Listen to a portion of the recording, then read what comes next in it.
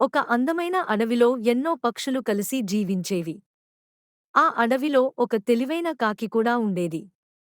కాకి రోజూ ఇతర పక్షుల గానాలను ఆస్వాదిస్తూ చెట్లపై ఎగిరే జీవితం గడిపేది. కాని ఒక విషయం మాత్రం దాన్ని కాస్త బాధ. ఒకరోజు ఉదయం కాకి ఓ చెట్టుపై కూర్చొని కింద నాట్యం చేస్తున్న నెమలిని గమనించింది. ఆ నెమలి తన రంగురంగుల ఈకలతో మెరిసిపోతూ అందరినీ ఆకట్టుకుంది. కాకి ఆశ్చర్యంగా చూసింది. ఆ అర్ధరాత్రి కాకి అడవిలో నెమలుల తలదాల్చిన రంగురంగుల ఈకల్ని దొరికించుకుంది.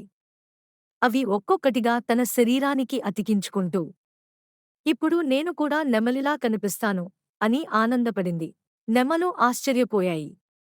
ఓ నెమలి అంది, నీ శరీరం కాకిపైనే ఉంది. ఈ రంగుల ఈకలు నిన్ను మార్చలేవు. ఇంకొకటి అంది.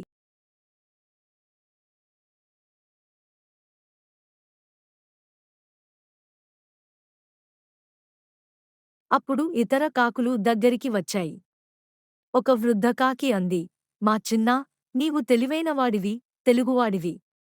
నీలా తెలివిగా ఆలోచించగలిగే వారెవ్వరూ లేరు. అందులోనే నీ అందం ఉంది.